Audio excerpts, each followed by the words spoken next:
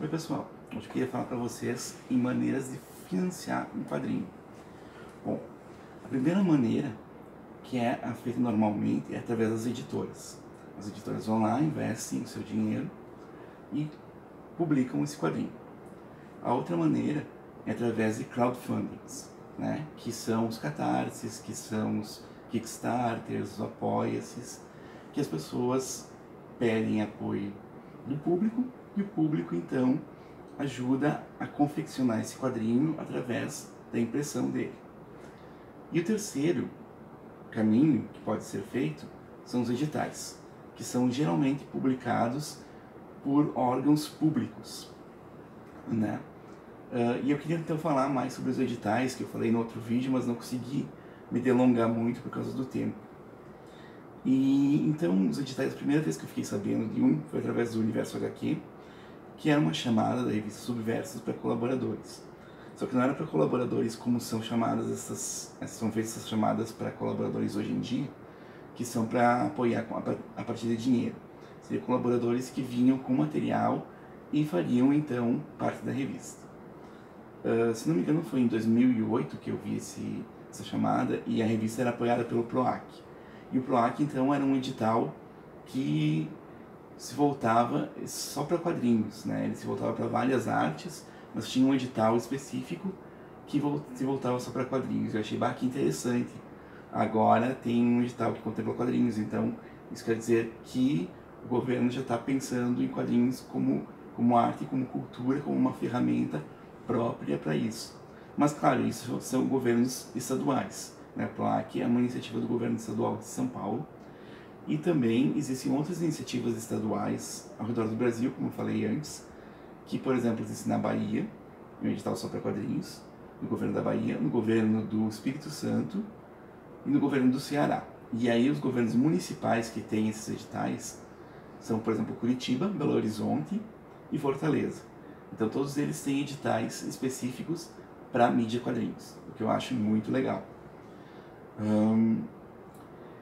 Então eu queria falar assim, como que é importante ter esse fomento vindo do público, digo assim, não do público que consome quadrinhos, mas da parte pública da sociedade, porque isso faz com que o reconhecimento desse tipo de arte, desse tipo de cultura, seja muito mais elevado do que se for feito por uma iniciativa privada, como por exemplo por uma editora ou por um catarse, que às vezes isso não chega também às pessoas.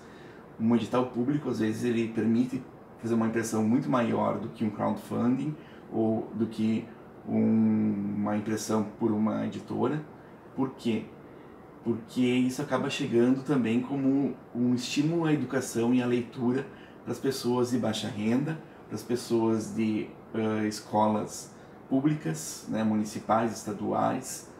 Só que então, até o dia 17 de janeiro, nós não tínhamos nenhum edital nacional para quadrinhos.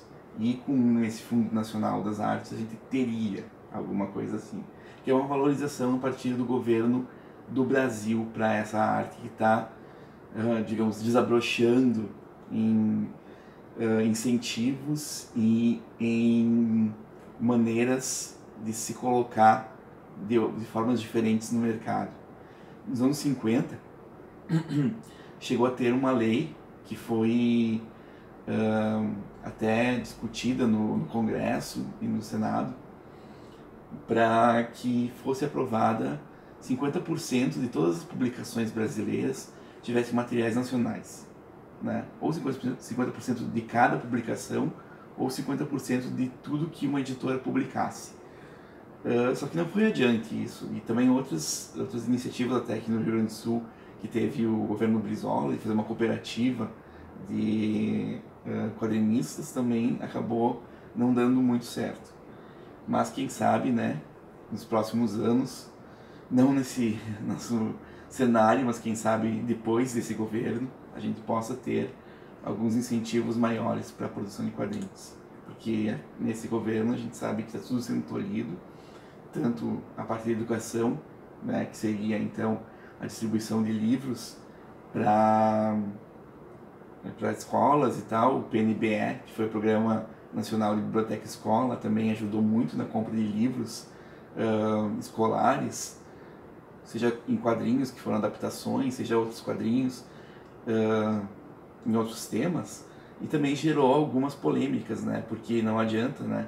A ala conservadora nunca vai deixar de bater em cima de algumas teclas, como por exemplo o quadrinho 10 na área, que foi um quadrinho apoiado pelo PROAC, que tinha alguns palavrões no começo, e então as pessoas acharam que era impróprio para crianças, como se crianças não aprendessem palavrões desde que são pequenas.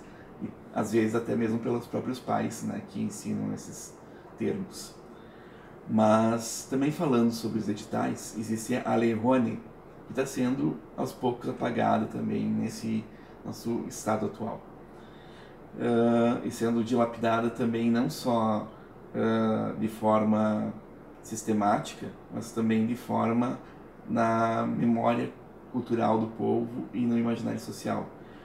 Muitos falam da Lei Rouanet sem saber como que ela funciona, e ela funciona de uma maneira complicada de ser executada e uma maneira simples de ser teorizada, porque basta o projeto ser aprovado pelo governo que ele vai poder ser apoiado por outras entidades particulares.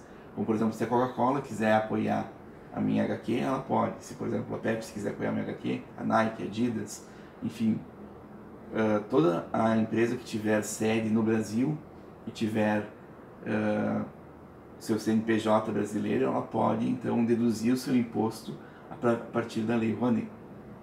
Então, existem várias maneiras de financiar um quadrinho que não são só a partir de editoras. E os editais são muito importantes.